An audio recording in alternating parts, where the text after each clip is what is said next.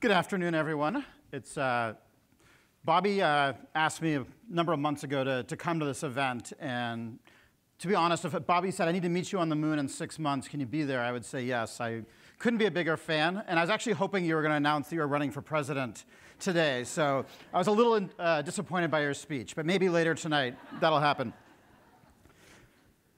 So it was interesting at the lunch. I think Michael Porter mentioned sort of how purpose has become sort of a nice term, how it's become something that is very much in vogue, and it can mean a lot of different things to a lot of people. And I wanted to quickly, before I got into my presentation, share with you sort of a funny anecdote about how I came to it and came to leading this movement around purpose at work.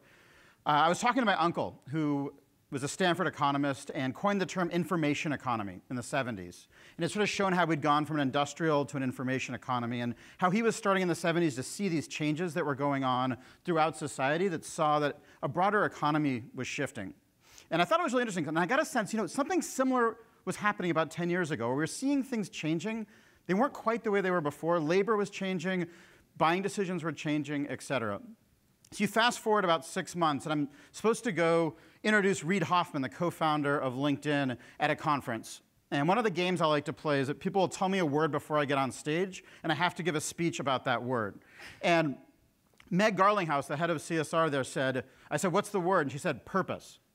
And I got up on stage, and I gave an introduction for Reid, and I just was like, wow, this completely and utterly defines not only the new leadership, but fundamentally a new economic era. And that was really the catalyst for my book, The Purpose Economy, which laid out about 5 years ago how the markets, from a retail perspective and consumption, as well as from labor, were shifting fundamentally in what people were looking for, and that purpose was becoming the new dominant paradigm with the economy.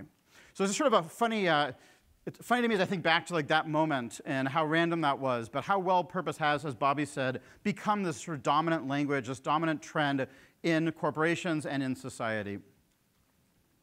So my journey around this work really does begin with the Taproot Foundation, as Bobby mentioned. It was a nonprofit organization that I started back in 2001 with a very simple goal, which was to get business professionals to not donate their time, but to actually donate their talent, their skills, because nonprofits need marketing, technology, HR, finance, just like companies do, but we're often priced out of being able to have access to that talent. And we were able to scale this and to turn it into a global movement, literally with affiliates everywhere from China to Costa Rica. It was this incredible experience working over a dozen years with the best in business, the best in academia, the best in government, really changing the nature of volunteering. But I ultimately came to this point where I said, we've been really successful, but I'm seeing two fundamental problems emerge. And one is the one in which you're tackling here today, which is we had done all this work, but as I looked at the core issues in the world, they hadn't gotten any better. I was like, we invested so much time, so much energy. We thought we were making a difference, and we probably were, but we're not fundamentally moving the needle. The second challenge, which we saw, which has become my focus for the last 5 years, was this. People said, I find pro bono work so much more rewarding than a paycheck job. Does that surprise anyone? So we heard this over and over again. And at first we celebrated because we were like, this is amazing, right? We have created Disneyland for work. Right? Disneyland's the happiest place on earth. We had created the happiest place to work. We had created this sort of ideal, intrinsically motivated work environment. But then I realized something, that with the exception of a few creepy people, nobody lives at Disneyland, right? And we had the same fundamental problem with the workforce, which is people can go off and do their pro bono work, but if they're coming back to something that's not fundamentally nourishing them, that's not fundamentally meeting their needs as human beings, maybe with volunteering, we're also, in a way, enabling us as a society to not fix a core problem, which is that work isn't working. And that we as leaders need to change our relationship and our approach to work. And the great news is that we're at a point right now where we have the neuroscience, we have the positive psychology movement. We know so much more now than we did 10 years ago about the science of actually what motivates people and how do we lead people to get behind things like shared value. We partnered with NYU early in our journey. And what we found was that 66% of the workforce is unfulfilled. 66%. That means 2 out of 3 people are unfulfilled at work. This, to me, is one of the largest problems in our society today when you think about what that means as a broader systemic issue of having that many people unfulfilled. What it does from an economic standpoint, healthcare standpoint, civic engagement, shared value perspective, all these things, if you have unfulfilled employees, their ability to be activated in this kind of work is really, really difficult. So some of you, as I heard many times when we first came out with the study, said, well, you mean engagement, not fulfillment, employee engagement. And I said, no, we're talking about fulfillment, which is a fundamentally different thing than employee engagement. How many of your organizations sort of use employee engagement as a measure or a framework for talking about work? It's become, over the last 20 or 30 years, the dominant narrative around how to optimize the workforce is around engagement. How engaged are your employees?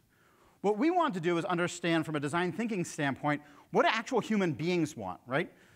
Management may want people to be engaged because that means you're doing discretionary effort, but no one is sort of out there being like, I want to be engaged today, right? No one's on their deathbed saying, I had an engaged life. This is not what we want as human beings. What we want is to be fulfilled, and we want leaders that help us be fulfilled. So we took it a step further, and we asked people, would you rather have fulfilling jobs or engaging jobs? Not surprisingly, people overwhelmingly want fulfilling jobs, not engaging jobs. But then we asked further, is this just semantics? I mean, fulfillment, engagement, like, is this sort of just recoloring the same thing? So we asked people, how would you describe engaging work versus fulfilling work? And this is what we saw. The words involved with engagement versus the ones associated with fulfillment. What stands out as you look at this? What stands out to you about these two lists? Emotion. What else? Yeah. Doing versus being. Yeah, absolutely. It's like being a human doing versus a human being, was what one person said, which I loved. We've all had these days where we're engaged. I have them all the time when I'm not intentional, where I get home at the end of the day, I've worked 10 hours, I've been busy in 15-minute meeting after 15-minute meeting, and my wife will ask me, like, how was your day? I was like, I think it was good, I don't really remember. I was busy all day, and it seemed like I was meeting people's needs. I was engaged, but I was definitely not fulfilled. Very different. And in our overall workforce right now, so much of what we look for when we look at employees is, are they busy? If they're busy, they're doing good. If they're not busy, it means they're slacking off or they're not engaged. And we've created a whole narrative where engagement is sort of the definition of success. But we know that it's not what is necessary for people to thrive and to be able to fundamentally show up as their full selves in a world in which diversity and bringing our full selves to work is so critical. And I want to share why this to me is so important beyond just economics. One of the myths that I've heard over and over again is that it's fine for work to just be a job. Some people are poor and they just need a job. It doesn't matter what the job is. We just need to provide a job. This is the same argument we have to some degree with the sort of more traditional version of how to create value, where it's like, we just need to make money.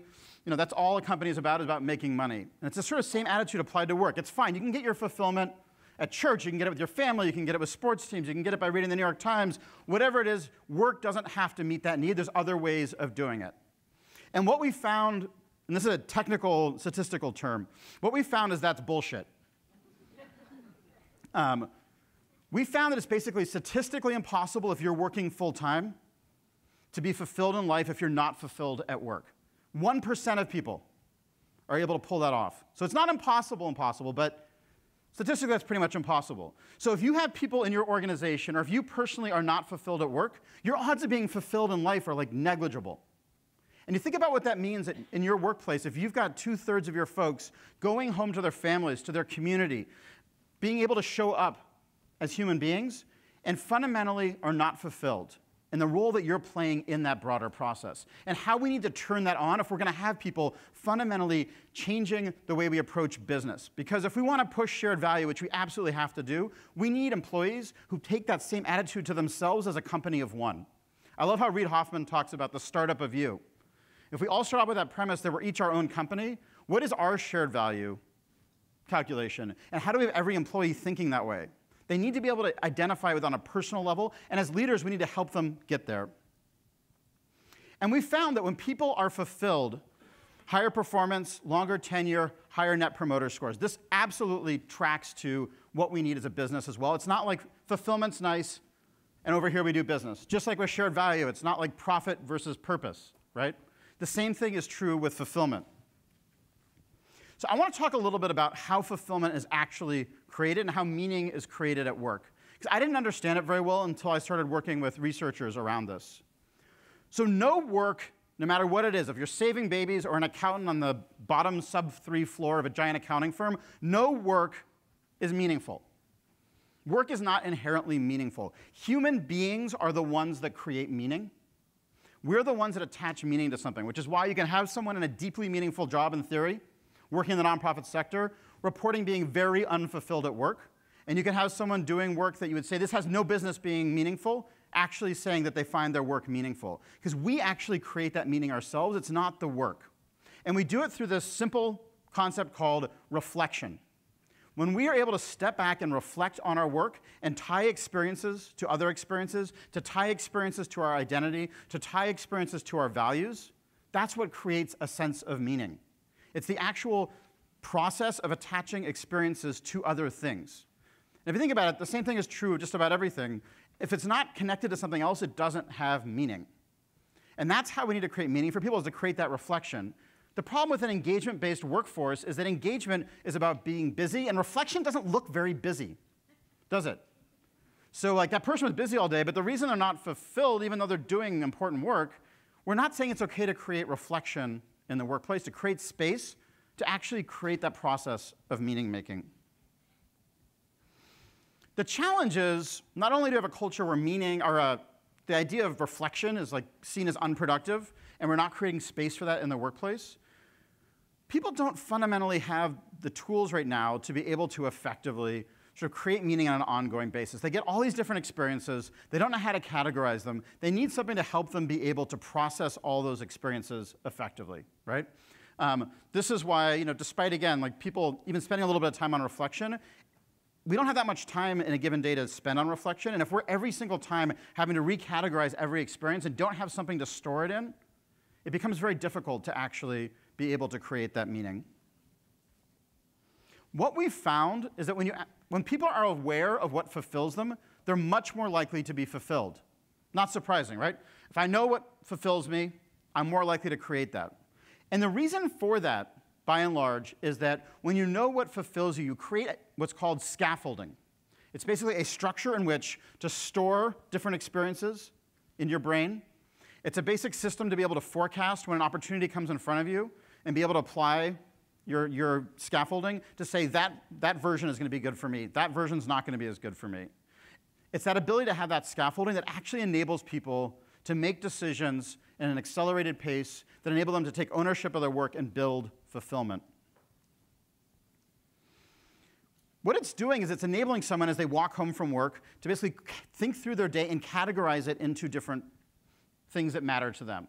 Because what matters to you might not matter to another person doing the exact same work. You've got to be able to put it into the categories that actually mean something for you. So think about this in terms of shared value. Your company can be doing incredible purpose-driven work, but if you haven't created a scaffolding system as a leader and each of the members of your team, they're not able to always store that effectively and to sort it, and therefore to be able to create the meaning and the benefit out of it that you would be looking for. We created, about 4 years ago, the first ever purpose assessment. We determined psychologically what brings purpose to different people, studying the work done at the Taproot Foundation, but also thousands of purpose statements developed with executive coaches to figure out what are the patterns behind all this. Because while each purpose statement was beautiful and unique, we actually saw patterns emerge in terms of what was actually being articulated, and created an assessment that enables people to, in 10 minutes, basically get the same result that we hear often takes months with an executive coach to build that scaffolding, to help people have the storage places to put their experiences, to help them process this, right? So we're working with one company, for example, that was working on a shared value initiative. And they basically said, let's take the shared value initiative and let's translate into each of these different types of individual purpose so each person knows how they personally connect to that. It's not a one-size-fits-all piece of clothing, right? But what we found, which was really frustrating, was after about 3 months, after they had this incredible experience of all of a sudden having this clarity around who they are, all these different moments of meaning coming together, 3 months later you ask them, like, what's your purpose? They don't remember. Their habits of being able to actually change their work hadn't happened, with rare exception. We realized that, and how many of you have taken any kind of assessment and like a month or two later have no memory of what your results were? So none of you. Got it. they're incredible, right? They're incredible. You have these great moments, but then they just sort of like fade to the background because they're not reinforced. And as a social entrepreneur, I started wondering, how the hell do we actually make it so this stuff sticks? Because I'm not into like just purpose entertainment where people get this great moment and then it's like on to the next thing. How do we actually create behavior change? Or slide change. There it is. So we tried. I have spent millions of dollars failing over the last 3 years. And I was going to share with you how I've spent that money failing so you don't have to fail in the same way. So we already know assessments alone don't work for helping people actually create that sort of shared value mindset. Doesn't work. Online content, sending people, we sent articles, we created videos, we sent all this content to people to help them understand and activate their purpose and to activate a change. Did not work. There it is. We found that people just sort of processed it as like content, but they weren't actually changing. We tried workshops. We trained hundreds of people to go and lead workshops inside companies, helping to do these incredible multi-hour, multi-day workshops with people, helping them think through their purpose, thinking through how they're going to activate it, how they're going to bring it to life. Did not work because once they got back into the flow of their daily work, all of that was out the door again. We tried coaching. Let's train executive coaches on purpose, and let's have them go out there and do executive coaching with executives, middle managers, et cetera, help them take ownership. Same effect as workshops. There was no social reinforcement. The culture hadn't changed. They go back into their ecosystem, and fundamentally, they're back where they started. I have to give it the X. There we go. Finally, we tried managers. And in the engagement world, everything's about the manager. We said, OK, maybe it's about the manager. We need to have managers trained, managers showing up the right way. We found that this mattered some, but that managers were actually not in the best position to help each individual on their journey because there wasn't the psychological safety there, and there was so much sort of on the table based on the hierarchy of those roles. So we found yet again that was not the scalable solution to solve for fulfillment. So that was our failure. We then uncovered what we're finding actually is working. What we came to understand is that there's really these sort of two different types of learning. There's shallow learning, which is what we typically sort of think about when we think about education, which is content in, content out. Learn something, memorize it. Can you like repeat that? That's sort of basic shallow learning. It's sort of a read-write system. And then there's deep learning, where the learning has to integrate with your emotions. It has to integrate with your identity and your behavior, right? So think of a growth mindset. How many of you know sort of what growth mindset is? Roughly. I'm not going to quiz you. So I could read Dr. Dweck's book. I could read 1,000 articles on it. I could get up here and give a 2-hour lecture on growth mindset. Does not mean I have a growth mindset, right? Same thing's true of inclusion. I can read all about inclusion. Doesn't mean I'm inclusive.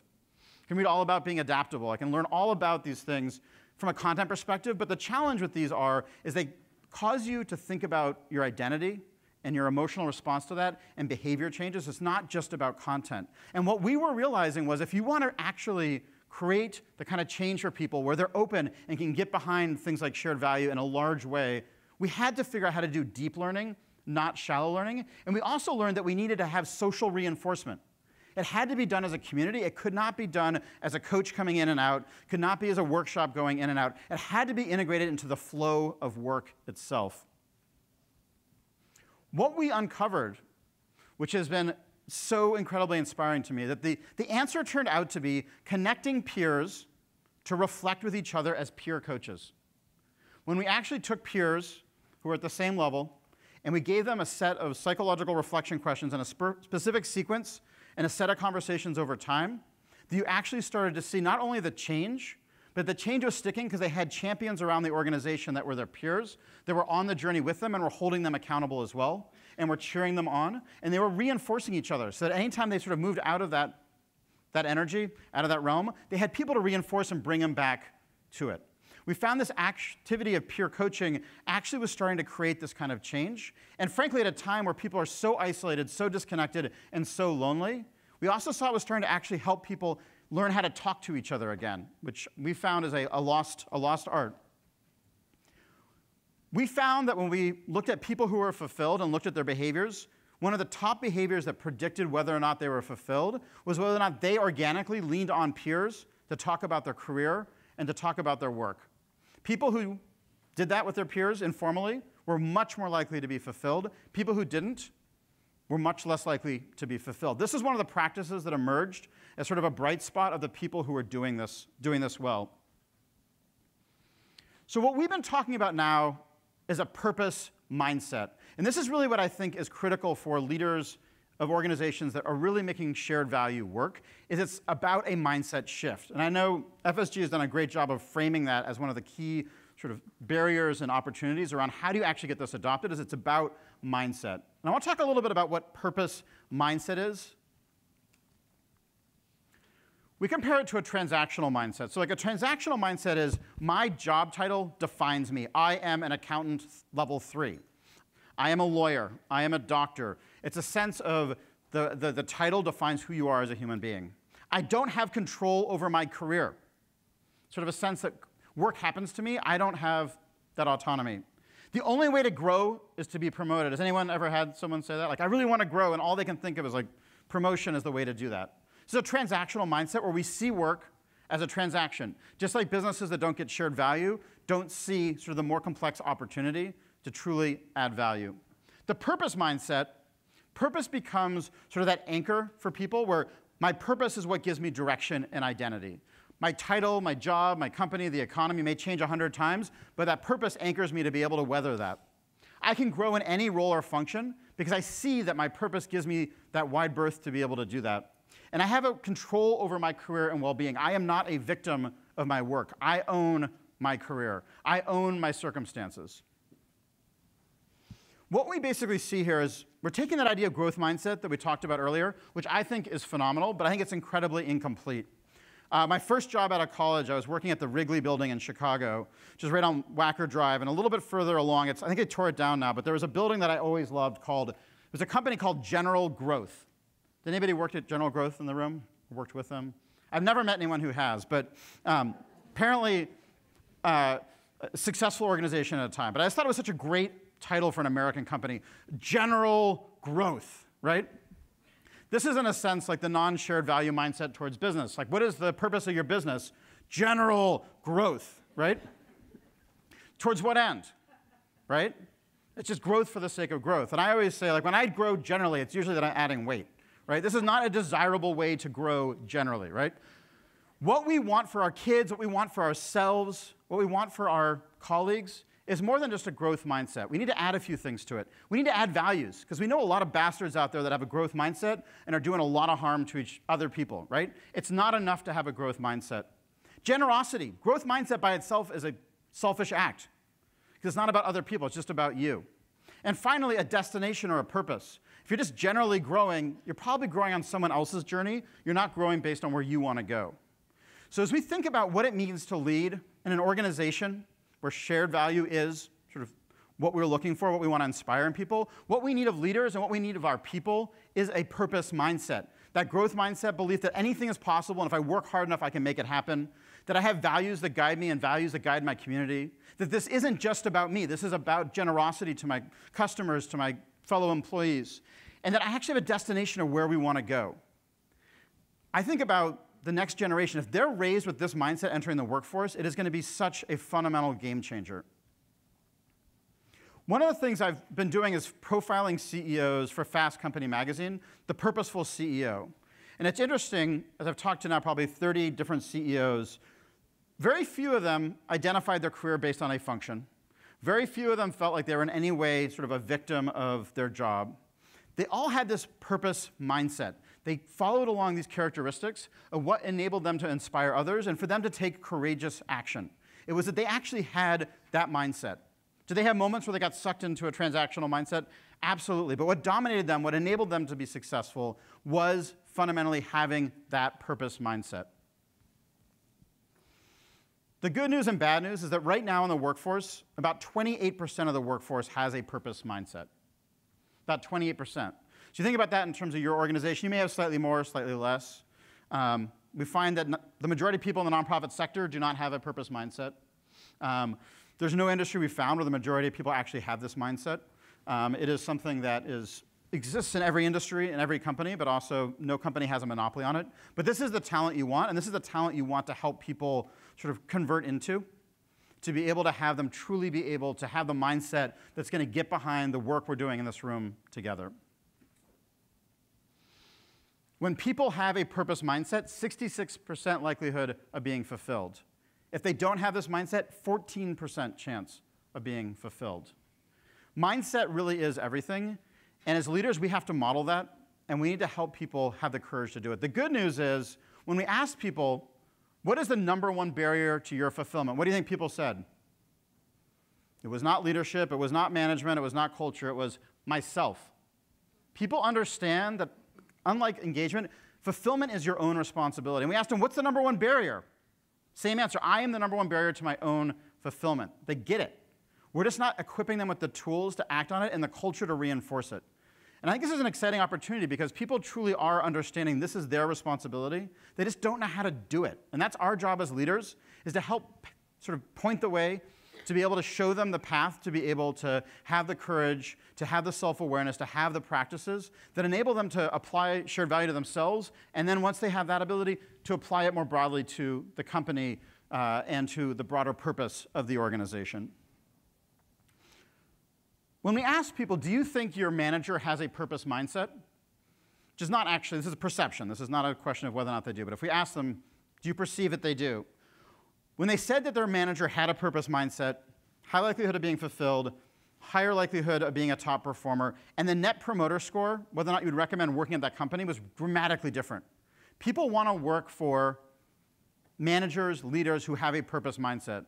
And the ones that perceive their manager isn't, speak very poorly of their company, and they're basically hurting your brand, hurting your culture inside the organization. So as leaders here today, it's so important for us, even on those days where you wake up and you're frustrated, you're angry, you had a horrible day the day before, showing up with that mindset and encouraging that.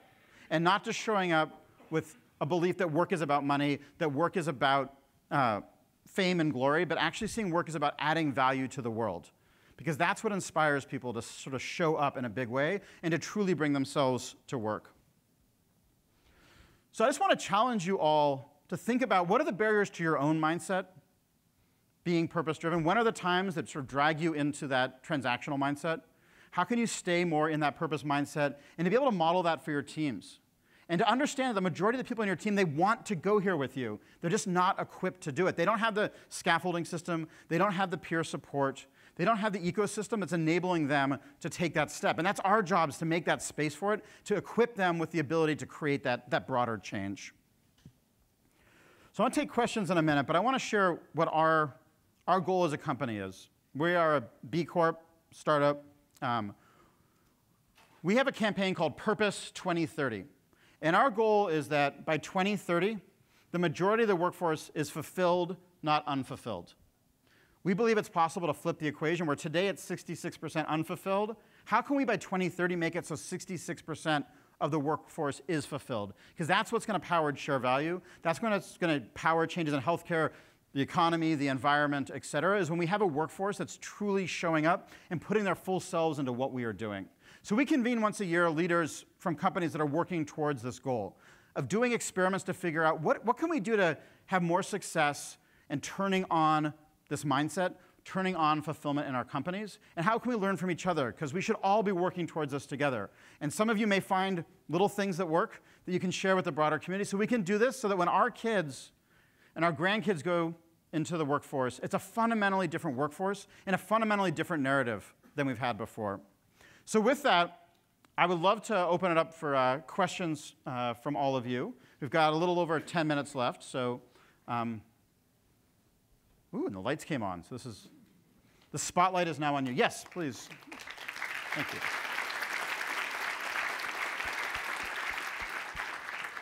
It looks like we've got a microphone here, so you can sing. Hi. Yep. Hi. I had a question. In your research or in your kind of looking at the data, did you account for kind of diversity and kind of how that varies between different genders or backgrounds or races? Yep.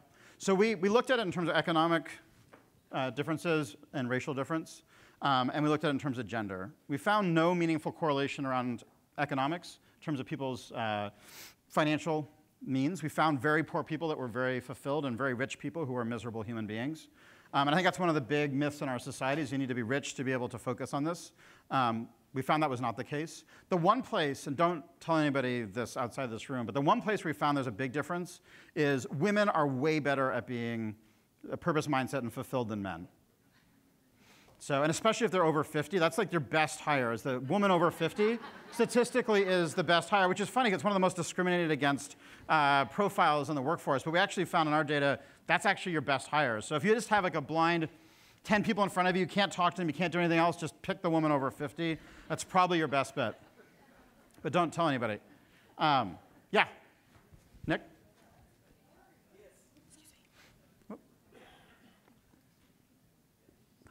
So I love your slide about all the things that don't work. Yep. And then you talk about peer coaching. Now, that's a great phrase, but could you just say a little bit more about what actually is happening between those two people that creates that fulfillment?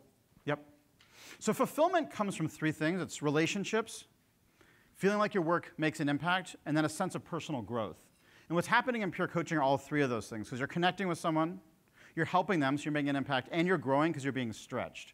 So the act itself is fulfilling, but then what enables it to have that longer impact is what we've done is we've created a set of reflection questions that they go through. So there's no content needed. People can just walk right into a peer coaching session. They can have a low IQ, a low EQ, and they can still come out with very powerful outcomes because it's all based on reflection. All the knowledge that's involved is within them. It's not about knowledge outside of them. So they're reflecting on their experiences, they're creating meaning, they're discovering things about themselves, and they're having someone on the other end taking notes and actually listening to them, which very few of us actually have people ever listen to us. So that simple act of being heard and having things shared back with us, and then at the end being able to say, what's one thing I'm going to do differently as a result of this conversation, and continuing that process. So being able to ask those right reflection questions, which then create the right connections, which create that sense of meaning, which then creates that inertia and confidence to carry that work forward. And when you see that person, it immediately triggers that better self, that better you. And to be able to have at the core that your sense of purpose. So our assessment sits in the middle of this peer coaching experience because it constantly reminds people of their better self, which makes them more confident in taking those courageous jumps. Versus just any two people talking, it could go awry for 1,000 reasons. So appreciate the question, Nick. We got a question up here. It's a race to get you a microphone. It's exciting. Thank you. I have a question about, actually, I think purpose, as you said, can mean different things to different people, right? Yep. I mean, purpose can be an egocentric purpose, or purpose in the sense of, reaching out to and benefiting the greater good. Yeah. So what is, you think that the role of ethics and values and setting standards of the right kind of purpose Yep. that we would like to see?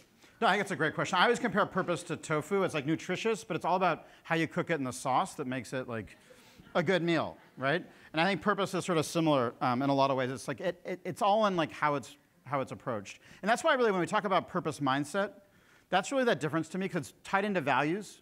So it's a purpose that's anchored by values, that's anchored by generosity, and that it's anchored by a destination. That's what goes from having sort of a benevolent purpose versus a purpose that often leads to trouble. So does it get there? Fabulous.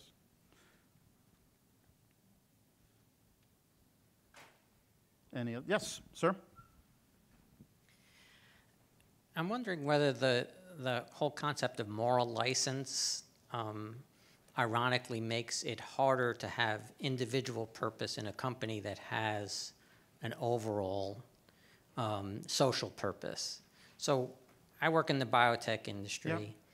A lot of people feel that by coming to work, they have fulfilled a social purpose.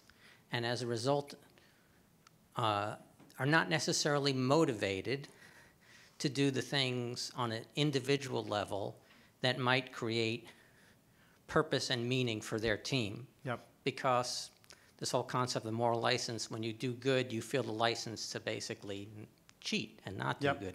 Yep. So I'm wondering whether that has come into play in any of the things that you've looked at. No, I love that question. A colleague of mine led a workshop, and he asked people, this is in Seattle, what would you think would be on the Glassdoor review of the Gates Foundation versus Monsanto? Right? And the punchline was Monsanto had a much better review than the Gates Foundation, right? And I think what we've seen is the nonprofit sector, there are a tremendous number of people who are unfulfilled in the nonprofit sector, in healthcare, in industries where, frankly, because they're so tied to a cause, they think it's sort of like mission accomplished, I don't need to invest otherwise. They're so overdependent on the sort of broader purpose of the organization that they don't realize what's necessary to actually have fulfilled employees and to realize that the day-to-day of our work is actually really important. So, I talked earlier about how fulfillment comes from relationships. So if we don't have good relationships and make time for that, even if we're doing high-impact work, we're not going to feel that sense of fulfillment. It is about impact, but impact's not about just those huge wins. And especially like if you're in biotech or pharma, like often it's like 20 years before you actually see any impact made. You've got to find ways to get incremental sort of hits. And the actual psychological definition of feeling like you made an impact is really simple. It's like, do you believe the work you did matters to someone other than you? If you're doing work that only matters to you, no impact. As long as you don't even actually have to make an impact, but you have to perceive that you did work that matters to someone else. And you need to do that on a daily basis. You can't have these like overarching goals where you're just like, we'll let you know in 10 years if we got there. There's got to be like little incremental steps for you to get that kind of fuel. And then you need growth. And that's the other thing I've seen a lot in sort of nonprofit organizations and some sort of very purpose-driven organizations from like the statement of purpose is that they don't invest enough in the growth of people because they want all the energy harnessed towards the cause instead of recognizing like people actually have to grow. They're like sharks. They'll like start to atrophy and die if they're not sort of moving forward. And I don't know if that's actually true about sharks, but I read it somewhere, and I don't want anyone to say otherwise because I like it. And I've tried it. Biologists have come to me like, I want to talk to you about the shark thing. I'm like, I'm not interested. So that is the truth about sharks. I like that as a symbol of how it works. But it is critical. So I think that this is really important. And we need to teach people those daily habits that enable you to actually make every day fulfilling, not just sort of that 10-year arc. It's like, any other? Got 4 minutes. Oh, we got one here. We've got a winner. Thank you. I'm just thinking about artificial intelligence and Yep. all the transformation, workforce transformation that is happening. How does it fit with your research? So how is sort of AI and sort of the automation of Yeah. jobs, like how is that all feeding into this research Exactly. around meaning? I think there's a couple different pieces to it. So I think one side of it, there was a study by, I think it was Institute for the Future and the Dell Foundation that said by 2030, 85% of the jobs then don't exist today. I don't know if that's true. No one does. It's a sort of projection into the future. But it speaks about this like broad change that's going to happen as a result of what you described. We're just going to see so much change in jobs, so much change in what companies are doing. And so many of the companies we know now will not be in existence, and so many new opportunities will emerge. And if you tie your identity to your profession, you're screwed. I mean, think about, I was thinking about like what is a professional, right? Like what is a professional? Everyone here would probably say they're a professional most of the time, right? A professional is someone who does the same thing over and over again with the same result. That's why you go to a lawyer, right? You want them to be able to bring that same expertise, that ability to consistently deliver a result. That is what sort of defines a professional versus someone who's unprofessional. It's also the exact definition of what is easiest to automate through AI. When you've got repeatable processes that you're looking for a similar result. So much of what we're going to be seeing in terms of the workforce is all the jobs that we're used to, that being professional is going to be replaced, and being unprofessional is going to become the key to a successful career. We got to find ways to truly be human and to not do things that can just be put into a set process and replicated. So I think purpose creates a way to create an identity in this new workforce where you say, I'm not going to be an accountant or a lawyer or this or that, but actually saying, who am I and how do I bring that into different opportunities? I interviewed a police officer a couple of months ago who was talking about the difference between police officers who have the badge sort of define who they are versus the ones where their purpose defines them. And he was saying, like, I show up as a police officer because my purpose is to help people, and I happen to do it right now as an officer, but I could do it in 1,000 different ways. And through purpose and that kind of lens, it enables people to have that adaptability to be able to change with the economy. I think on the flip side, we are going to see an awful lot of people out of work and new jobs being created, and we've got to help people get into those jobs. And I don't know if there'll be more leisure time or less leisure time. I don't know how it's going to affect our broader lifestyle. There's so many unknowns in that. I do feel very confidently that if people embrace their purpose and who they are and don't define themselves by just their company or their profession, they're much more likely to adapt in this new world. One last question. I can just stand here for a minute too, which is practice breathing. All right, here we go. Every once in a while, you have somebody who's full of purpose, and organizations are full of purpose, and the purpose turns out to be a flawed concept. what is your thought for the best way to help people transition so they don't think that purpose is something which is essentially ephemeral? Yep. So part of how we define the sort of corporate purpose, there's a lot of different ways of talking about purpose. We've defined purpose when it comes to the individual level as something that's not tied to a specific topic or to a specific cause or a specific outcome. It has more to do with directionally how you sort of make an impact in the world. So, you know, my purpose as I articulate it is to awaken lions so that they can care for their pride, right? And that's sort of what drives me. It's why I love being in front of you. I'm trying to awaken all the lions in this room so that you can care for your prides. But I could do that as a basketball player. I could do that as an accountant. I could do that as a manager. It's being able to create something that enables you to have that flexibility and also enables you to adapt that to whatever the organization's purpose is. And that organizational purpose should be something that, in my mind, is broad enough and enables it to be adaptable so that you learn, you're able to sort of navigate that change. So there's much more to say on that topic, but I think given the time, that's probably what I can share. But happy to talk afterwards. Well, thank you all so much, and thank you for being courageous and in making this, this important work happen.